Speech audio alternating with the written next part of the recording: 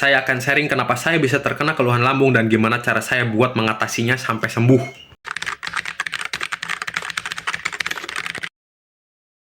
Oke, di video ini saya akan sharing pengalaman saya pas awal terkena keluhan lambung dan gimana cara saya untuk mengatasinya. Keluhan lambung yang saya alami waktu itu sekitaran setahunan lebih, tapi intensnya sekitaran 6 bulan. Dan yang saya rasakan ketika mengalami keluhan lambung waktu itu seperti perut yang terasa panas, perih, nyeri setiap waktu, selalu terasa lapar meskipun sudah makan. Jika belum makan terasa perih, jika sudah diisi makanan terasa makin perih dan kayak disayat-sayat. Ulu hati juga yang kadang terasa sakit nyelekit gitu. Badan juga selalu terasa seperti meriang setiap waktu. Kadang terasa seperti demam karena suhu tubuh tiba-tiba terasa panas. Kadang juga terasa dingin. Kemudian tubuh yang terasa kurang tenaga, terasa lemas dan mudah kecapean. Sebenarnya masih banyak lagi keluhannya, tapi itu aja yang paling saya ingat karena itu semua yang rasanya sangat menyiksa bagi saya. Apakah saya endoskopi? Saya tidak pernah endoskopi karena dari beberapa dokter yang saya kunjungi tidak ada yang menyuruh saya untuk endoskopi. Saya juga nggak tahu keluhan lambung saya itu termasuk fungsional atau organik atau apapun itu istilahnya. Karena dari beberapa dokter yang saya kunjungi, saya tidak mendapat informasi mengenai hal itu. Yang jelas ketika berobat, saya hanya diberikan kayak antacid, omeprazol, dan pereda nyeri, sama dikasih tahu makanan apa yang cocok, sama dikasih tahu apa aja pantangannya. Mungkin jika di sini kalau ada tim medis, atau jika ada yang lebih paham tentang diagnosa mengenai keluhan pencernaan, dengan mengetahui keluhan yang sudah saya sebutkan sebelumnya, bisa tahu diagnosanya. Awal ketika saya terkena keluhan lambung itu dikarenakan kondisi saya yang memang lagi banyak pikiran dari kerjaan dan banyak tuntutan lainnya. Saya nggak bisa sebutkan di sini, intinya pikiran saya kacau waktu itu. Dan pada saat itu sebenarnya tubuh saya sudah memberikan alarm yang dimana perut saya suka perih, tapi saya diamkan. Saya malah tetap makan makanan yang pedas dan makan makanan yang panas, karena saya menganggapnya reaksi dari perut saya itu biasa aja dan bisa cepat pulih. Karena emang saya pernah mengalami keluhan lambung gitu, tapi sehari 2 hari juga sembuh. Tapi karena kondisi pikiran kacau, ternyata itu menyebabkan pencernaan saya kacau juga. Pencernaan saya jadi lebih sensitif karena saya emang merasa stres banget pada waktu itu. Dan setelah saya telusuri, ternyata stres emang berdampak dan mengganggu pencernaan. Jadi pencernaan saya tidak selaras dan nggak bekerja dengan semestinya. Mungkin itu yang menyebabkan perut saya kadang terasa perih dan gak nyaman pada waktu itu. Dan karena stres itu pula, saya malah melampiaskannya ke makanan. Karena beberapa hari saya merasakan lapar terus, dan kesalahan saya adalah makan makanan yang pedas dan panas. Jadi ketika kondisi pencernaan sensitif karena stres dan ditambah saya malah makan makanan yang pedas dan panas, dari situlah awal saya mengalami keluhan lambung. Sampai saya jadi cemas berlebih gara-gara sensasi yang muncul karena keluhan lambung.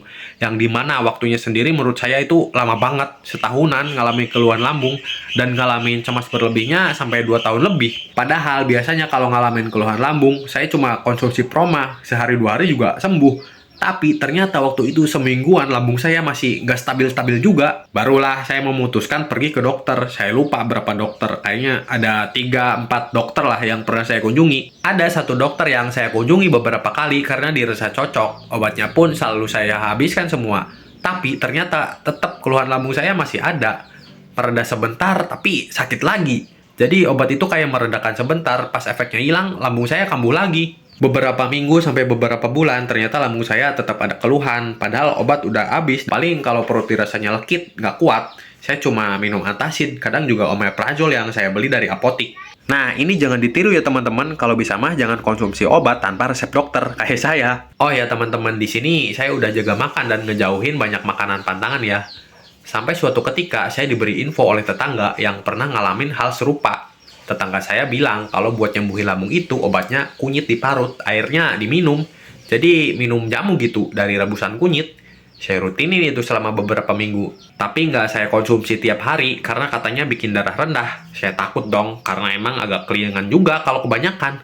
Pernah sehari 2 kali minum rebusan kunyit malah bikin keliengan. Jadi saya kasih jarak minumnya.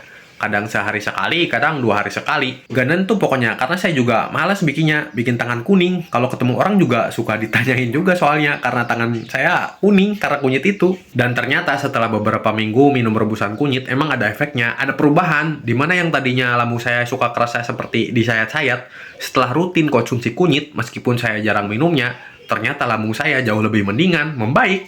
Rasa disayat-sayatnya juga perlahan hilang. Nyisa perih-perih aja sih sama panas, dan itu juga udah jarang-jarang. Selain konsumsi rebusan kunyit, saya juga konsumsi madu yang murni tapi Kemudian saya juga konsumsi minyak zaitun. Ini minyak zaitunnya yang aman dimakan ya, bukan buat yang digoreng atau buat yang ngurut gitu.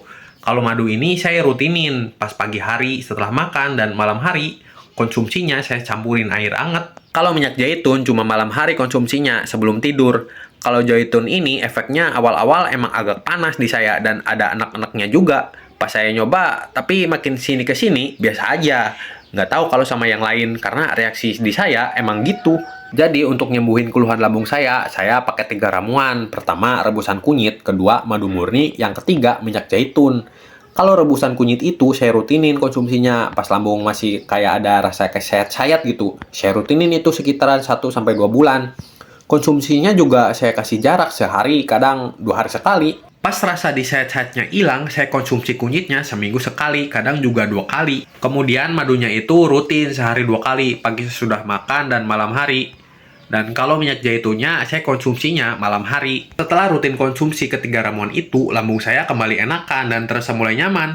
Tapi mulut saya kadang suka masih terasa pahit karena asam lambungnya suka naik ke tenggorokan. Tapi saya bodo amat kalau itu. Yang penting keluhan lambung saya yang terasa menyiksa itu udah kerasa mulai pulih. Dan dari situ saya juga agak bingung sebenarnya mana yang membuat kondisi lambung saya cepat recovery. Soalnya saya pakai 3 ramuan dari rebusan kunyit, madu, dan minyak zaitun.